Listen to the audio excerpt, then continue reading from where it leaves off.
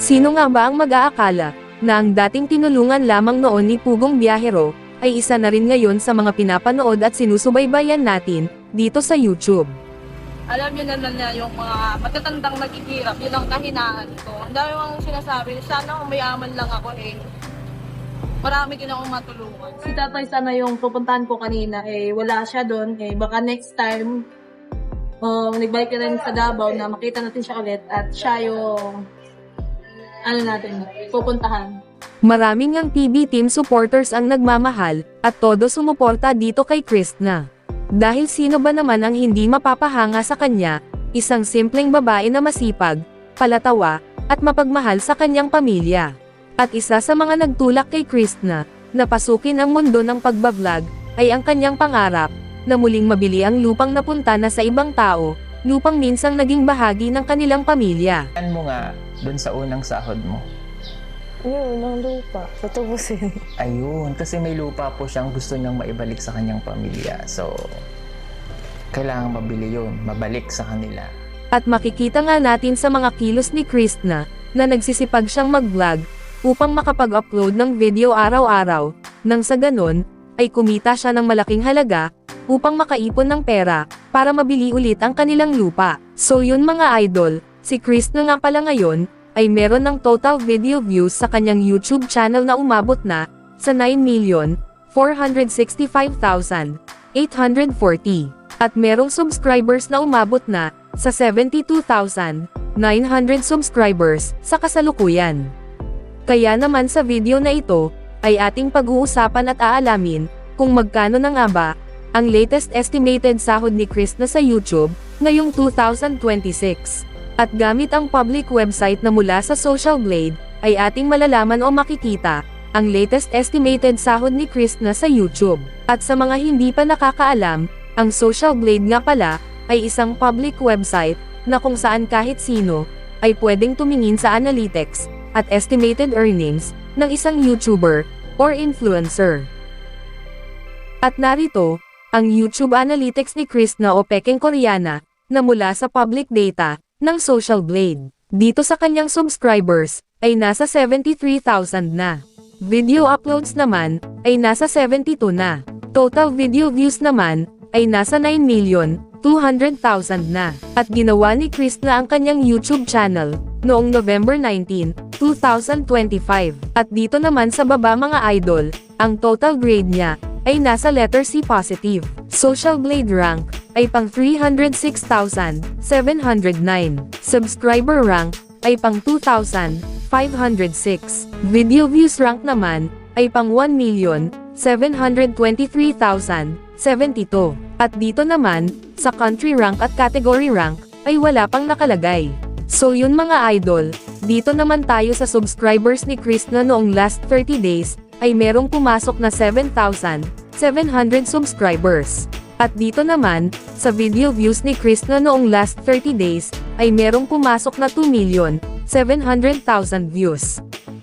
So yun mga idol, dito naman tayo, sa daily channel metrics ni Kristna, noong last 30 days. Makikita natin dito, ang pumasok na subscribers, pumasok na video views, at ang kanyang estimated earnings, sa bawat araw. Pero mga idol, ang titingnan natin dito, ay ang daily average, at weekly average. Pero bago natin ipagpatuloy ang video na ito, mga idol, gusto ko lang ipakita sa inyo, ang isang money ipon challenge binder, na nabili ko sa Shopee, sa halagang 139 pesos. Sobrang quality niya, dahil matibay yung plastic, hindi madaling masira.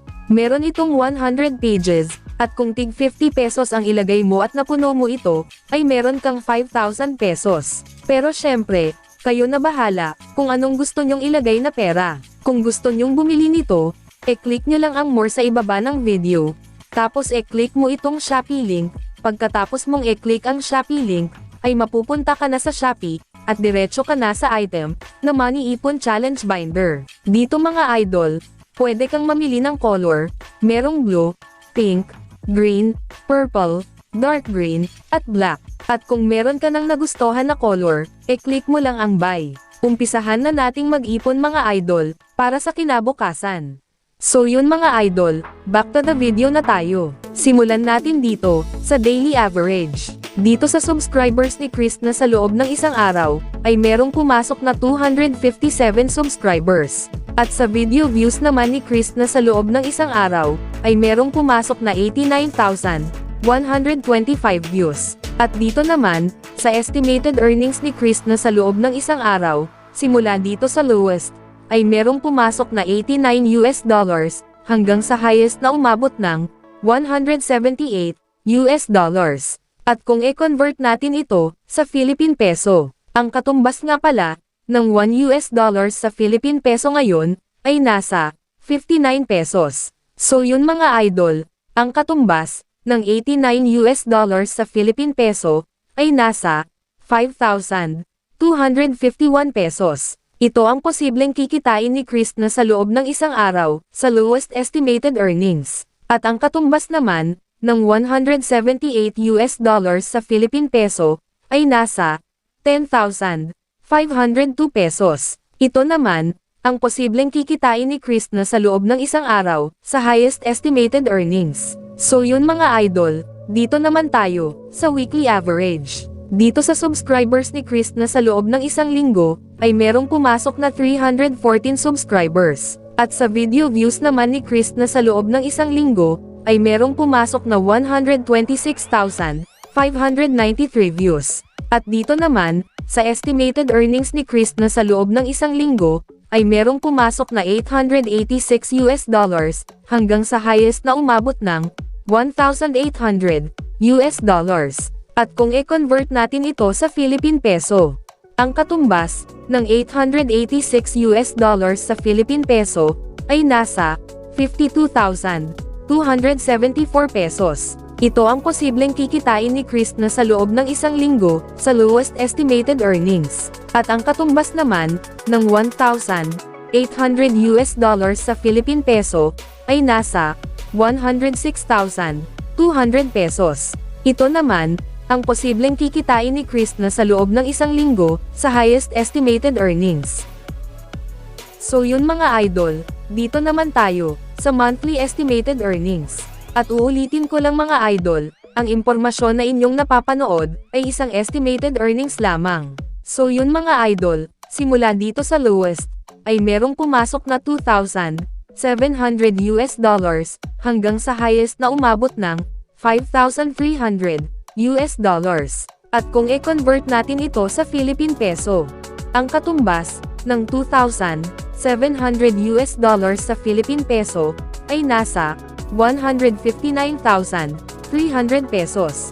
Ito ang posibleng kikitain ni Kristna sa loob ng isang buwan, sa lowest estimated earnings. At ang katumbas naman, ng $5,300 sa Philippine Peso, ay nasa 312,700 pesos.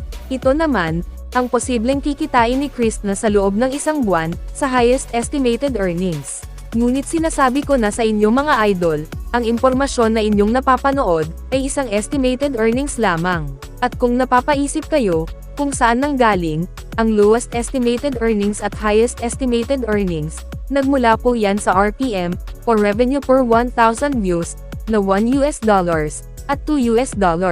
At yung highest estimated earnings na ating nabanggit, ay makukuha lamang yan ni Kristna, kung ang lahat ng nakapanood sa kanyang YouTube videos noong last 30 days, ay hindi nag-skip ng ads. Pero bihira lang, na walang mag-skip ng ads, kaya dito lang malapit ang estimated earnings ni Kristna, sa lowest estimated earnings. So yun mga idol, hanggang dito na lang ang video na ito. Maraming salamat po mga idol, sa panonood.